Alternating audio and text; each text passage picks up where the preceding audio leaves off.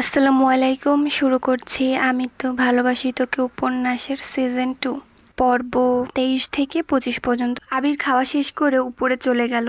হালিমা খান মালিহা খানকে বলল, আপা, মেয়েকে অন্য কোথাও বিয়ে দিলে হয়তো এতটা নিশ্চিত থাকতাম না। তোমার ছেলে যেভাবে আমার মেয়েকে আগলে রাখে, হয়তো অন্য কোথাও বিয়ে দিলে তা কখনোই করতো না। নিজের মেয়েকে সুখী দেখার চেয়ে বেশি একটা মায়ের আর কি চাওয়ার থাকে। মালিহা খান বলল, তুই নিশ্চিত থাক, আমার আবির মেঘের খুব ভালোভাবে খেয়াল রাখতে পারবে। আকলিমা খান বললেন, ওদের দুটোকে দেখলে মনটা জুড়িয়ে যায়। আবির থাকতে মেঘকে নিয়ে আমাদের কোনো চিন্তা করতেই হবে না। আবির রুমে ঢুকলো, দেখলো মেঘ এখনো ঘুমায়নি। সামনে গিয়ে বসলো, বলল, ঘুমাওনি কেন? মেঘ বলল, ঘুম আসছে না। আবির বলল, শুয়ে পড়ো, আমি মাথায় হাত বুলিয়ে দিচ্ছি। মেঘ কিছুক্ষণ চুপ করে রইল, হঠাৎ বলল, আহিয়ার আব্বু। আবির সেই চিরচেনা শান্ত কণ্ঠে জবাব দিল, হুম। মেঘ ব্যালকনির দিকে আঙুল দিয়ে ইশারা করে বলল, বাহিরে তাকিয়ে দেখুন, আকাশে মস্ত বড় থালার মতো চাঁদ উঠেছে। চলুন না আমরা ছাদে যাই। আবির বলল, এত রাত্রে ছাদে যাওয়া যাবে না, অন্য কিছু বলো। মেঘ বলল, চলুন না প্লিজ। আবির বলল, মেঘ, জেদ করো না প্লিজ। তুমি কি ভুলে গেছো তুমি অসুস্থ? এত রাত্রে ছাদে গেলে তেনারা তোমার ঘাড় মটকে দেবে জানো? মেঘ একটু ভয়ে ভয়ে বলল, সত্যি বলছেন? কিন্তু আপনি তো বলেছিলেন তেনারা বলতে কেউ নেই। আবির বলল, এসব বাদ দাও, চলো আমরা ব্যালকনিতে যাই। ব্যালকনির দিকে তাকিয়ে দেখো, সেখানেও কি সুন্দর চাঁদের জ্যোৎস্না দীপ্তি ছড়াচ্ছে। মেঘ বলল, চলুন। আবির আর মেঘ ব্যালকনির সোফাতে গিয়ে বসলো। চাঁদের আলোতে আবির মেঘের ক্লান্ত অসুস্থ মুখের পানে তাকিয়ে আছে। এই কয়েকটা দিনে মেয়েটার মুখের লাবণ্য অনেকটাই কমে এসেছে। মুখে কয়েকটা ব্রণও উঠেছে। মুখটা মনে হয় রক্তশূন্য হয়ে উঠেছে। আবির অক্লান্ত চোখে তাকিয়ে আছে। মেঘ বলল, এভাবে কি দেখছেন? আবির বলল, আমার আহিয়ার আম্মুকে। আচ্ছা মেঘ, আমাদের আহিয়া এখন কি করছে? মেঘ আবিরের এসব বাচ্চামো প্রশ্ন শুনে কিছুটা হাসলো। বলল, আহিয়া আপনাকে বলছে পাপা। তোমাকে অনেক ধন্যবাদ আমাকে চন্দ্রবিলাস করানোর জন্য। আবির হু হু করে হাসলো, বলল, কই, আমি তো শুনতে পাচ্ছি না। মেঘ বলল, আমি তো পাচ্ছি। আবির বলল, আমিও শুনতে চাই। মেঘ ফিসফিসিয়ে আবিরকে বলল, কাছে আসুন। আবির মেঘের কিছুটা সামনে গিয়ে বসলো। মেঘ আবিরের ডান হাতটা তার পেটে স্পর্শ করিয়ে বলল, আপনি কি অনুভব করতে পারছেন আমাদের বাবুর হৃদস্পন্দন? আবির মাথাটা কিছুটা ঝুঁকে মেঘের পেটে কান দিয়ে ফিসফিসিয়ে বলল, তুমি এখন কোনো কথা বলবে না, এখন আমাদের বাপ মেয়ের কথা হবে। মেঘ আবিরের পাগলামো দেখে হাসলো। আবির বলল, আমার ছোট্ট পরী কি তার পাপার কথা শুনতে পাচ্ছে? পাপা তোমায় খুব মিস করে। তুমি তাড়াতাড়ি পাপার কাছে চলে এসো। কথা দিচ্ছি, পাপা তোমার কাঁধে করে সারা বাড়ি ঘোরাবে। আইসক্রিম কিনে দেবে, চকলেট কিনে দিবে। তোমার মাম্মাকে আর কষ্ট না দিয়েও তুমি তাড়াতাড়ি পাপার কাছে চলে আসো। মেঘ আবিরের কথা শুনে মুচকি মুচকি হাসছে। বলল, আপনার ছোট্ট পরী কি বলল? আবির বলে, আমার আহিয়া পরী আমাকে বলছে সে অতি শীঘ্রই আমার কাছে চলে আসছে। মেঘ আবিরের বুকে মাথা রাখলো, বলল, আপনার মতো স্বামী পাওয়া আমার সৌভাগ্য। জীবনের সকল পূর্ণতার মাঝে সর্বোত্তম ও সর্বশ্রেষ্ঠ পাওনা হলো আমার স্বামী সাজ্জাদ খান আবির। আবির হাসলো, বলল, আমার সৌভাগ্য আমি তোমাকে পেয়েছি। তোমাকে না পেলে কি হতো বা আমি কি করতাম তা আমি জানি না। তোমাকে ধন্যবাদ, অসংখ্য ধন্যবাদ, আমাকে ভালোবেসে আমাকে সুন্দর একটা জীবন দেওয়ার জন্য। কারণ তুমিহীনা এই আবিরের জীবন মূল্যহীন। ট্রেন চলছে। একজোড়া কপোত কপোতই ডুবে আছে দুজন দুজনের চোখের মায়ায়। দুজনের চোখের তৃষ্ণা যেন বহুদিনের। মনে হচ্ছে সারা রাত দেখলেও যেন এ তৃষ্ণা মিটবে না। হঠাৎ বন্যা চোখ নামিয়ে নিল। তানভীর ট্রেনের বাইরের দৃশ্যে তাকিয়ে একটু হাসল। মনে মনে বলল, মেয়েটা বড্ড বেশি লাজুক। আল্লাহ জানে এই মেয়ের লজ্জা ভাঙাতে আমার আর কি কি করা লাগবে। বন্যা মনে মনে ভাবছে, বেহায়া নির্লজ্জ পুরুষ কোথাকার। সর্বক্ষণ প্রস্তুত থাকে কখন কিভাবে কতবার আমাকে লজ্জা দেওয়া যায়। হঠাৎ তানভীর বন্যার হাতের আঙ্গুলের ভাঁজে নিজের আঙ্গুল গুজল। বন্যা কিছুটা লজ্জা পেয়ে অন্যদিকে তাকিয়ে আছে। তানভীর আরেকটু কাছে এগিয়ে এসে বন্যাকে নিজের দিকে ফেরালো। বলল, বন্যা ফুল, তুমি কি এখনো আমায় আগের মতো ভয় পাচ্ছ? বন্যা বলল, কই না তো। তানভীর বলল, তাহলে আমার দিক থেকে এমন মুখ ফিরিয়ে কেন রেখেছো? আমাকে কি তোমার ভালো লাগে না? বন্যা তানভীরের ঠোঁটে আঙুল দিয়ে কথা আটকে বলল, এসব কি বলছেন? আমি আপনাকে ভীষণ ভালোবেসে বিয়ে করেছি। বন্যা বলছেন, আপনি যা ভাবছেন তেমন কিছুই না। তানভীর বলল, তাহলে কিছুই না বলেই বন্যা মাথাটা নিচু করে বসে আছে। তানভীর এক হাত দিয়ে বন্যার থুতনি ছুঁয়ে মুখটাকে উঁচু করে বলল, বন্যা, আমি জানি আমি একটু রাগী, বদমেজাজি। রাগ হলে ভালো মন্দ মাথায় থাকে না, কিন্তু আমার এত বাজে স্বভাবের মাঝেও একটি চিরন্তন সত্য হলো, আমি তোমাকে ভালোবাসি, ভীষণ ভালোবাসি। গত কয়েকটা বছর নিজের ভেতরটা এক অসহনীয় যন্ত্রণা কুরে কুরে খেয়েছে। আমিই জানি তোমাকে ছাড়া আমার কতটা কষ্ট হয়েছে। ভাইয়াকে ছাড়া আর কাউকে কিছু বলতেও পারিনি। যখন তোমার কথা খুব মনে পড়তো তখন ছুটে যেতাম তোমার ভার্সিটিতে, তোমার গলিতে, তোমাকে এক নজর দেখার অপেক্ষায়। বহুবার মুকলেশ দাদার বহু প্রশ্নের সম্মুখীনও হয়েছি। মাথার ব্রেন বলতো যে কোনো সময় তোমার বাড়ির কারো কাছে হয়তো ধরা পড়ে যাব, কিন্তু মন মানত না, ছুটে যেতাম তোমার গলিতে। যদি একবার দেখা পাই, মাঝে মধ্যে সৌভাগ্যবশত পেয়েও যেতাম। বন্যা নির্বাক, অবাক দৃষ্টিতে তানভীরের মুখের পানে তাকিয়ে আছে।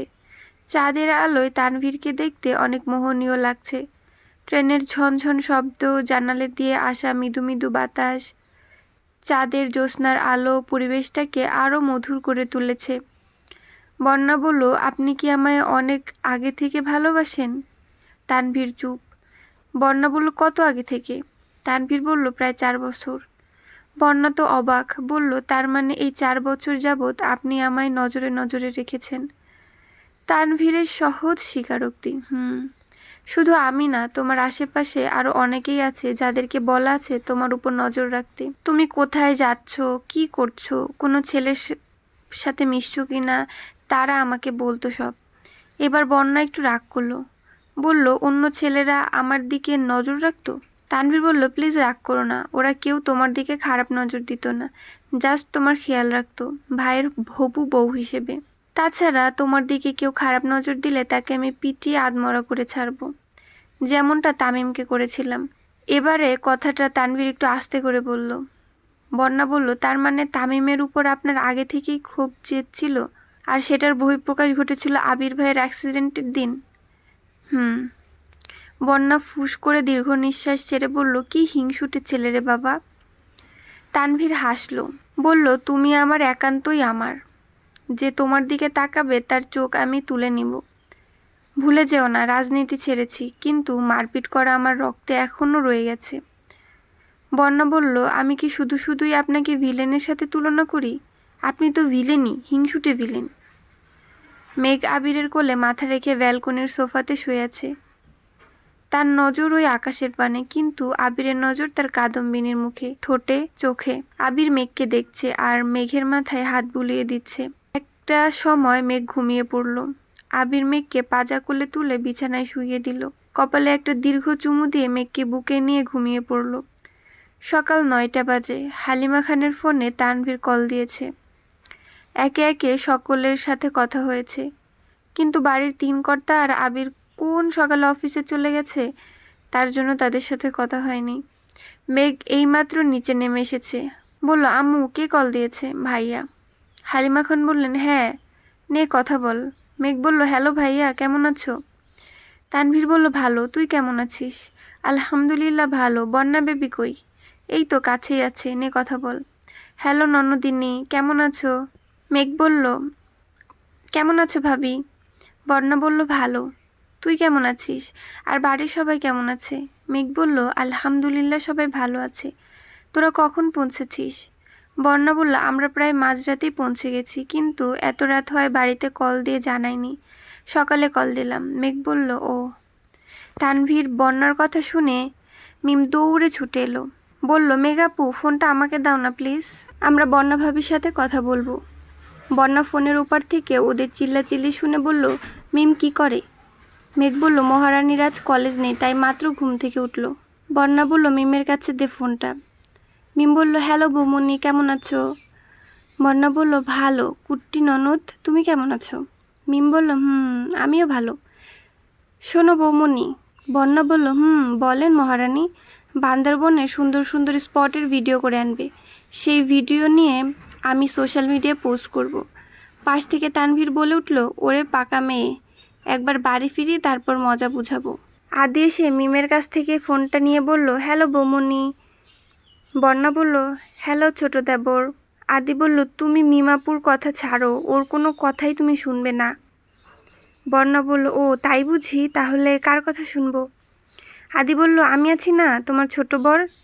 বন্যার চোখ দুটো বড় বড় হয়ে গেল, কি বলছে এই পাকা ছেলে? পাশে তানভি চিৎকার দিয়ে উঠল কিরে আদি, শেষ পর্যন্ত কেঁদে কেটে আমার বউটাকেও নিয়ে যাবি? বন্যা মৃদু মৃদু হাসছে আর বসে হিংসুটে বর আমার। আদি বলল ভাইয়া নিয়ে যাচ্ছি না তো, ভাগ করছি, তুমি বড় বর আর আমি ছোট বর। পাশ থেকে মেঘ আদির কান টেনে ধরল, বলল আজকাল বড্ড পেকেছেন তাই না? অপেক্ষা করেন আবির ভাই বাড়িতে ফিরুক, তাকে জানাতে হবে। আবিরের নাম শুনতেই আদি ছুটে পালালো। সবাই আদির কাণ্ড দেখে হাসছে। মিম গিয়ে সোফায় বসলো। মেঘের পাশে মিম টিভিও দেখছে, আবার গুনগুনিয়ে গানও গাইছে।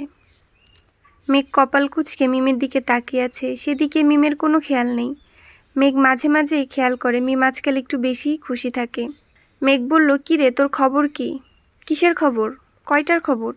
তোকে দেখে মনে হচ্ছে ডাল মে জারুর কুছ কালা হে। মেঘ চোখ দুটো ছোট ছোট করে বলল কাহিনী কি? মিম বলল আপু তুমি যে কি বলো, আজকাল কি হাসাও যাবে না নাকি? মিম বসা থেকে উঠতে উঠতে বলল ধুর, আজকাল এই বাড়িতে হাসলেও সমস্যা। মেঘ অবাক কণ্ঠে তাকিয়ে বলল ওর আবার কি হলো? রাকিব বলল কিরে আবির, শুনলাম কাল অফিস থেকে তাড়াতাড়ি বাড়ি ফিরেছিস, বাসায় কি কোনো সমস্যা? না রে তেমন কিছু না, গতকাল তানভীর আর বন্যা হানিমুনে গিয়েছে, ওদের বিকেলে স্টেশনে দিতে গিয়েছিলাম। তাছাড়া মেঘের শরীরটা গতকাল ভালো ছিল না। মেঘ এখন কেমন আছে? আবির বলল ভালো। তোর কথা বল, তোকে তো বলেছিলাম এক সপ্তাহ অফিসে আসতে হবে না, 4 দিন পরেই চলে আসলি যে। একটা ছুটির অ্যাপ্লিকেশন পাঠিয়ে দিলেই তো হতো। রাকিব বলল জানি, কিন্তু অনেক কাজ পেন্ডিং হয়ে গেছে এই কয়েকদিনে, তাই ভাবলাম তোর উপর এত চাপ না দিয়ে অফিসে চলে আসি। আবির বলল প্রয়োজন ছিল না, এই সময় তোর রিয়ার পাশে থাকা বেশি দরকার ছিল। রিয়া আর বেবি কেমন আছে? রাকিব বলল ভালো। মেঘের কথাটা শুনেছে পর থেকে বারবার মেঘের কথাই জিজ্ঞেস করছে। জান্নাতও বলল কয়েকদিনের মধ্যে দেখতে যাবে মেঘকে। আবির বলল যেতে বলিস জান্নাতকে, ভেবেছিলাম মেঘকে নিয়ে তোদের বাড়িতে যাব রিয়ার বেবিকে দেখতে, কিন্তু আম্মু আর মামুন্ডি বলল বাবুর 1 মাস না হওয়া পর্যন্ত মেঘ সেখানে যেতে পারবে না। রাকিব বলল সমস্যা নেই, পরে এক সময় নিয়ে যাস। গল্পটা ভালো লাগলে অবশ্যই কমেন্ট করে জানাবে, আর আমার চ্যানেলে নতুন হয়ে থাকলে অবশ্যই চ্যানেলটা সাবস্ক্রাইব করে দিবেন।